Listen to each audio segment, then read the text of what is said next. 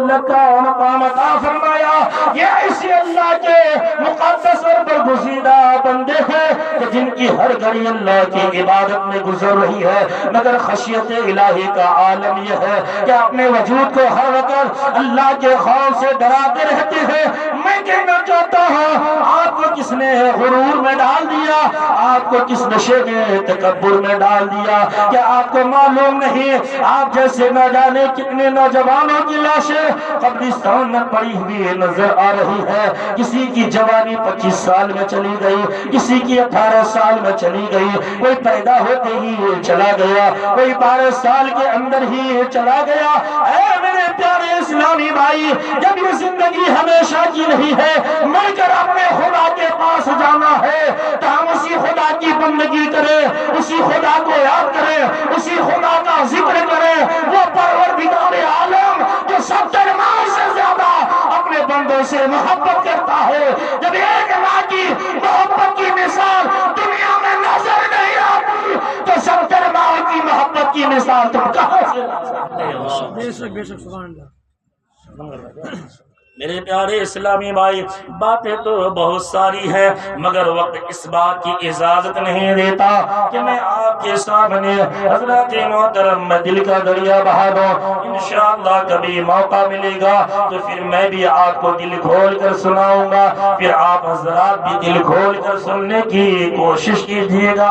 یہ ہمارے دیار کے علماء کرام ہیں، ان سے آپ بے پناہ محبت کیجیے، ان کے قریب ہوئیے، ان کی خدمتیں کیجیے. حضرت محترم محمد علی فیضی آ جائے، غلام غوث غزالی آ جائے، طاہر رضا رامپوری آ جائے، ندیم رضا فیضی آ جائے تو دیسی گھی کا آپ مرغا کھلاتے ہیں، دیسی گھی کا پلاؤ آپ کھلاتے ہیں، 4 ویلر گاڑی آپ اسٹیشن پہ آپ بھیجتے ہیں اور 25,000 کا لفافہ دے کر جب آپ رخصت کرتے ہیں تو کہتے ہیں حضرت کوئی کمی بیشی ہو گئی ہو تو معاف کرنا. میں آپ سے کہنا چاہتا ہوں یہ ہمارے سیمانچل کا علاقہ، خاص طور سے ٹھاکر گنج کا علاقہ، جس خطیب آج اس شاعر کا ایک مرتبہ قدم پر جاتا ہے وہ ایک ہی سیزن میں کروڑ پتی ہو جاتا ہے.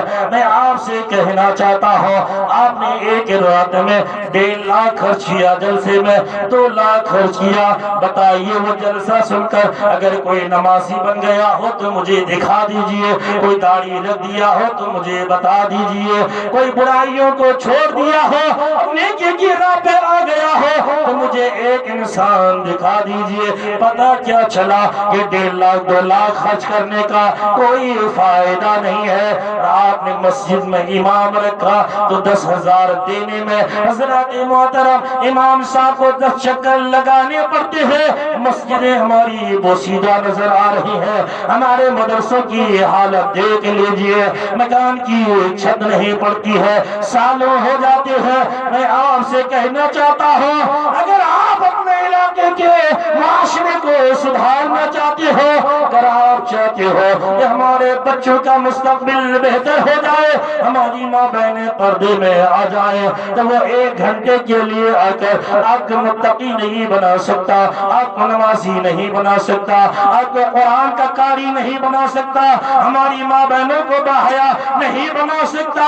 یہ آپ کے دیار کے علماء ہیں جو ہر لمحہ ہر گھڑی آپ کے دکھ میں بھی ساتھ رہتے ہیں، آپ کے سکھ میں بھی ساتھ رہتے ہیں. میت ہو جائے تو نہلاتے ہیں، کفن پہناتے ہیں، نماز جنازہ پڑھاتے ہیں، 10واں 20واں 40واں کرتے ہیں.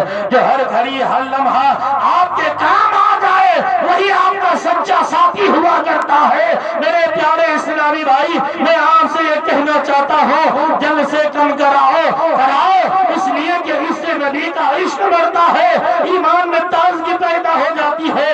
مگر اس کی تعداد کم کر کے بنیادی کام کیجیے، مدرسے کو ترقی دیجیے، مسجدوں کو ترقی دیجیے. اپنی بستی میں 10,000 کا عالم دین لگیے. خدا کی قسم جب یہ عالم دین راتوں دن محنت و مشقت کر کے آپ کے بچوں کو راہ راست پر لے آئے گا، میں کہتا ہوں سال نہیں گزریں گے آپ کا بچہ مسجد کا نمازی بنتا ہوا نظر آئے گا اور آپ آپ کی بیٹیوں کے سروں پہ دوپٹہ بہتا ہوا نظر آئے۔